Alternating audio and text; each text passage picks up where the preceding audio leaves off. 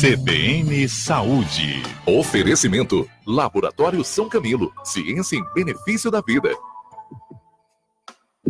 E hoje no CBN Saúde, nosso assunto é homeopatia. A homeopatia e a forma de tratamento que ela tem. Mas quem é o profissional, o médico homeopata? Para falar sobre esse tema, Nelson Pala, médico homeopata. Doutor Nelson, antes de mais nada, obrigado por aceitar nosso convite. Bom dia. Bom dia, Gilson. Bom dia, ouvintes da CBN. Quando se fala de homeopatia, a gente está acostumado mais com medicamentos alopáticos, de tratamento alopático.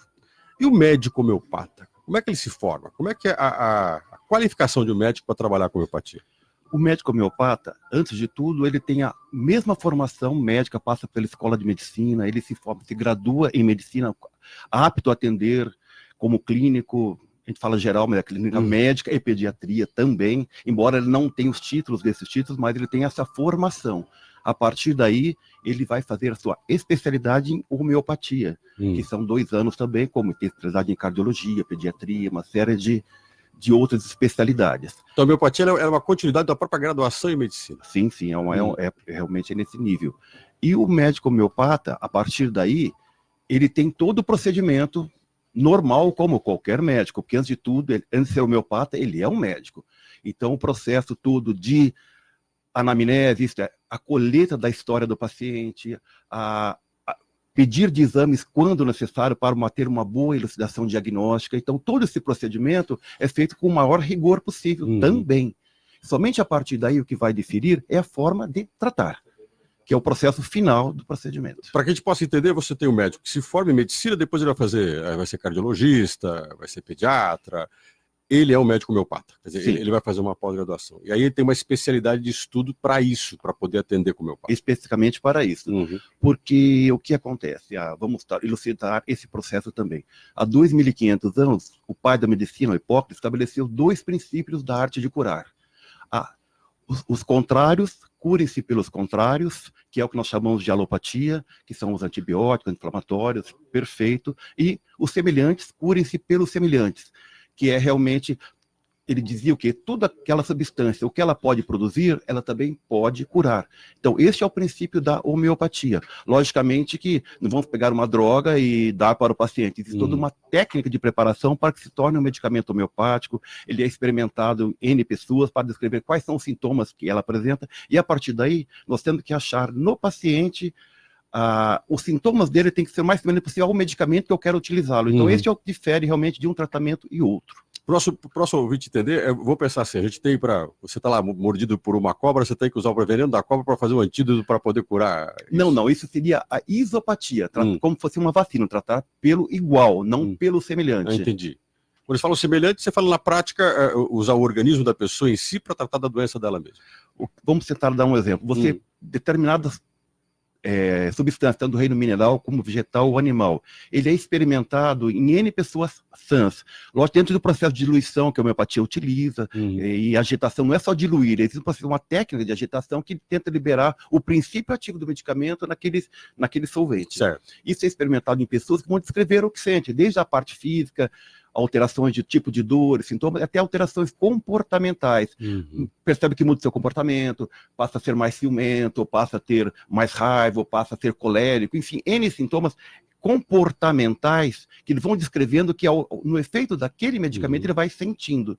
Então, o que acontece? Isso é tudo descrito, catalogado, então eu tenho que procurar no paciente os sintomas dele sejam mais compatíveis com algum desses medicamentos. Tem que mapear o paciente como um todo, não só a sua dor do joelho, como quem é aquela pessoa que tem essa dor no joelho. Doutor Nelson, então quando chega um paciente, por exemplo, você tem que mapear ele, fazer anamnese, conhecer esse paciente. E é claro que a gente faz perguntas para essas pessoas, nem sempre as pessoas são muito sinceras nas perguntas. Né? Como é que a gente pode mapear uma pessoa? Porque, claro, cada organismo é um organismo. Às vezes, aparentemente, a gente tem uma pessoa com um sintoma parecido com a outra, mas às vezes o tratamento pode ser diferente. Né? A gente está hoje vivendo uma medicina que generaliza-se muito. Como é que se detecta nesse paciente o quadro dele para ser mais preciso na hora de medicar ele? É o feeling do médico, na verdade, né? Como você falou, às vezes pode não contar as verdades ou omitir situações, mas você percebe ao longo da entrevista médica, você vai conversando, você vai sentindo quem é aquele paciente. Muitas vezes ele vai te descrevendo seus comportamentos, suas atitudes. A gente trabalha muito isso com quadros depressivos, quadros de pânico. Então você consegue ele descrever quem é aquela pessoa, porque não é de falar, eu tenho depressão, eu tenho pânico. Isso para a homeopatia não adianta absolutamente nada. Uhum. Como é o teu pânico? A partir de quando? Por quê? O que desencadeou? A tua depressão? De onde veio? O que originou? Foi uma perda? Foi um transtorno? Foi um abandono? Foi uma morte? Então você tem que entender de que forma esta pessoa está vivendo aquela situação daquela perda que ela teve. Uns reagem com indiferença, outros com muita tristeza, outros com pensamentos de suicídio, outros, enfim, N formas reacionais. Isso que interessa ao médico homeopata.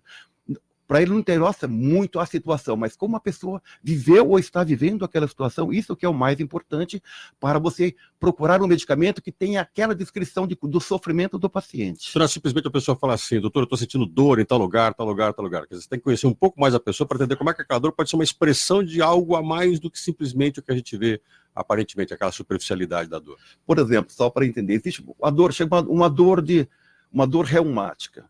Existe dores que melhoram.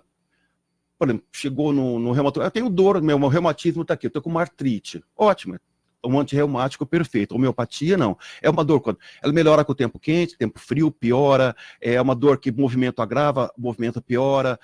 O repouso ajuda o repouso. Então, são esses detalhamentos de cada tipo de dor que vai reger para cada tipo de medicamento. Em qual situação aquele tipo de problema ocorre? Porque, de acordo com como são os sintomas reacionais desse tipo de dor que vai definir o medicamento homeopático, dentro da similitude daquela dor, independente da similitude do holístico do paciente. Por isso que o mapeamento do paciente é importante. Importantíssimo.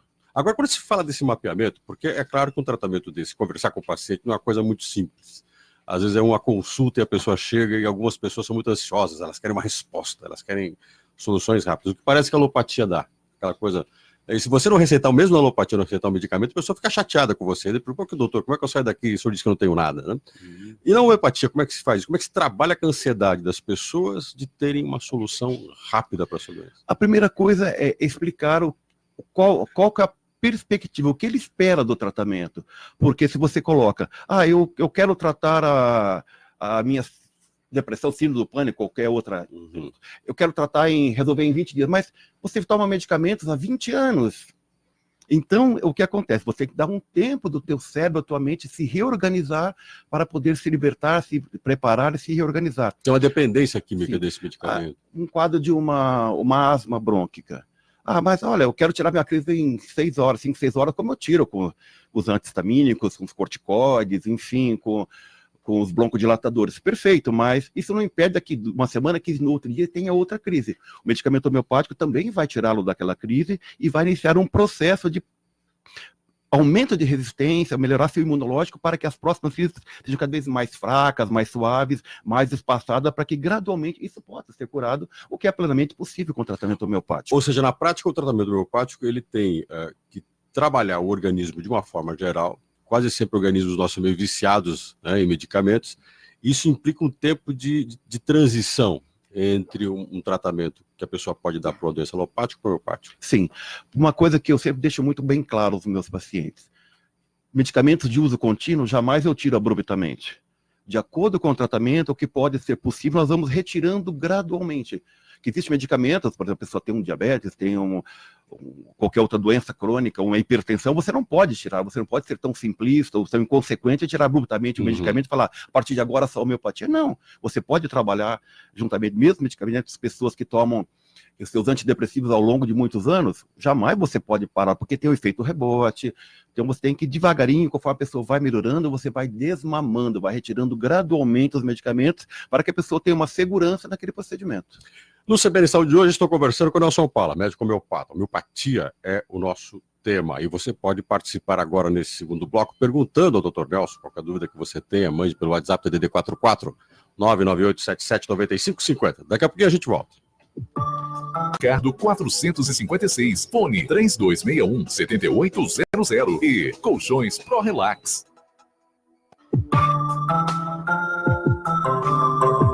CBN Saúde. Oferecimento Laboratório São Camilo, ciência em benefício da vida e supernatu.com.br, tudo o que você precisa para a sua alimentação.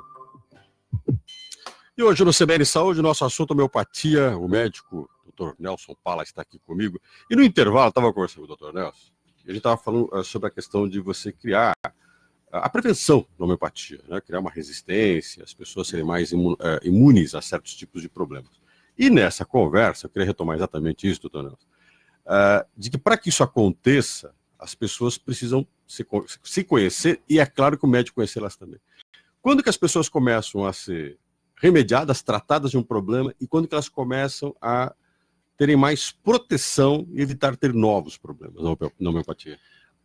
A homeopatia, ela tem uma grande vantagem. Além de ser curativa, trata o teu momento agudo, resolve uma crise que seja uma infecção, uma crise de asma, um momento de angústia da pessoa, mas ao mesmo tempo a continuidade do tratamento, que eu sempre me proponho a fazer, é o processo de reorganização desta pessoa.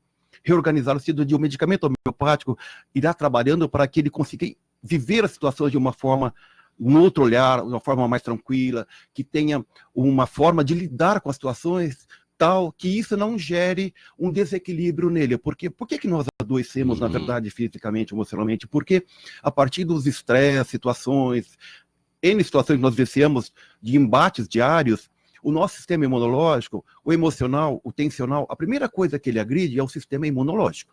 Ou seja, a emoção, ela é uma inimiga da minha saúde. Diretamente ligado, porque se você não está bem comportamentalmente ou situações emocionais, tensionais, a tua resistência vai abaixar. A partir de quando ela baixa, você se torna suscetível a doenças. E cada um adoece de acordo com as suas características. Cada um de nós temos, nós chamamos de órgão de choque, onde é o nosso ponto mais frágil do nosso organismo. Alguns é enxaqueca, outros é infecções urinárias, outro vai ter só gastrite, outro vai ter atacar essa crise de gota úrica ou artrite, enfim, N situações. Então, o que nós trabalhamos é, se nós mantemos a pessoa melhor organizada emocionalmente, tensionalmente, lidar melhor com as situações do dia a dia, ela gradualmente ou proporcionalmente não vai abaixar teu sistema imunológico e, consequentemente, não irá adoecer com tanta frequência. O tratamento com homeopatia pode estar associado exatamente a uma busca de um equilíbrio emocional? Quer dizer, ele também pode ajudar a pessoa a se entender melhor? Esse é o ponto-chave do tratamento homeopático. Ajudar a pessoa a estar bem consigo mesmo para que ela possa lidar melhor com as situações e, consequentemente, não alterar seu sistema imunológico, que é o produtor de doenças. Cada pessoa e cada situação emocional, como a gente estava comentando lá no primeiro bloco, do estudo do que é a homeopatia, ela tem que ser mapeada de forma diferente. Isso é uma questão que eu calculo muito complexa, de você saber como lidar. E como é que vai se estipular o que para quem, né? Aí que é o prazer da homeopatia, da consulta homeopática. É uma consulta longa, onde nós conversamos, que as alopáticas não possam sê-los. Mas a homeopatia ela é primordial, ela precisa compreender quem é essa pessoa. Como é o seu sofrimento, como lida com situações, como reagiu, como venceu, porque eu preciso de todos esses dados para justamente entrar no princípio da homeopatia, que é a similitude. Eu tenho que achar um medicamento que seja o mais semelhante possível às características comportamentais e físicas dessa pessoa. Por isso que essa necessidade de compreender e conversar muito com o paciente, que o paciente se abra e conte quem é ele, para que possa ter a possibilidade de escolher um medicamento melhor adequado a ele. Aí nós estamos até comentando que existem alguns tipos de problemas que afetam determinadas partes do corpo. Então tem problemas a gente tem problemas crônicos de respiração, por exemplo. Tosse, ou mesmo dores na articulação. Quer dizer, isso é um sintoma de cada um descarregar a sua emoção numa parte do corpo, seria isso? Sim. É bem isso, realmente o que chamamos de órgão de choque, onde a pessoa vai descarregar o seu sofrimento. Nossa ouvinte, a Maria Celeste, faz um elogio na prática. Ela fala que o tratamento homeopático mudou a vida dela, e principalmente do irmão, que era muito alérgico. Essa coisa de ser alérgico, por exemplo, até aproveitar a carona da Celeste. A alergia e a questão respiratória, quando a gente vai tentar detectar esse desequilíbrio emocional, o que se trata primeiro, né, na prática? A alergia à emoção, a emoção à alergia? O que vai ser o fator fundamental para poder melhorar a pessoa? Alergia nada mais é do que uma hiperreatividade. Qualquer contato que você tenha, um ácaro, um pólen, um mofo, mudança de tempo, temperatura, a tua resposta é muito intensa. Então faz um broncoespasmo, ou faz um congestionamento nasal, espirro, coriza, tranca. Então a tua resposta é muito intensa. O que nós trabalhamos com medicamento homeopático? Vamos trabalhar para que essa hiperreatividade diminua e a resistência aumente. logicamente, você nunca trata separado, tratar primeiro a alergia para depois trabalhar o que desencadeou isso. Trabalhamos sempre um medicamento que cubra essas duas faces, tanto o fator desencadeador como o fator causador naquele momento. Ou você tem que fazer os dois tratamentos, porque você não adianta fazer um só, porque você vai ficar meio que manco num. Você resolve o problema e resolve outro. Não resolve. Júnior pergunta o seguinte: doutor Nelson, o que diferencia a homeopatia da fitoterapia? A fitoterapia, ela não trata pela semelhança propriamente dito. Vamos dar um exemplo. Você tem a camomila. Você faz um chá de camomila, então a técnica de preparação, vou fazer uma infusão, vou tomar agora, para se tornar medicamento homeopático, essa mesma camomila passa por uma série de técnicas, de procedimentos, para que ela consiga se tornar, primeiro, como eu falei, essa medicação, essa planta, ela é preparada, é experimentada em pessoas sãs, tem que descrever todos os sintomas que ela apresenta, aí ela se torna homeopática. Enquanto eu catar um chazinho de qualquer planta, isso é fitoterapia. O Carlos pergunta, a gente tem pouco tempo, mas eu não posso deixar de fazer essa pergunta do Carlos, que eu acho que é fundamental. Até onde a homeopatia pode tratar uma pessoa? Até que tipo de doença ela pode tratar? Eu acho que o Carlos quer perguntar o seguinte: uma doença extrema, um câncer, por exemplo. A homeopatia, ela consegue trabalhar bem até onde tiver a capacidade de resposta do organismo. Porque a homeopatia, ela trabalha por estímulo. Ela estimula o teu corpo a reagir e lutar contra a doença. Um quadro de grande definhamento, um câncer, ou um diabetes que não tem mais ilhota de Langerhans no pâncreas para produzir. Então, você não tem o que estimular para o corpo reagir. Então, o limite da homeopatia é aí. Nas doenças que têm capacidade de resposta. Você pega uma doença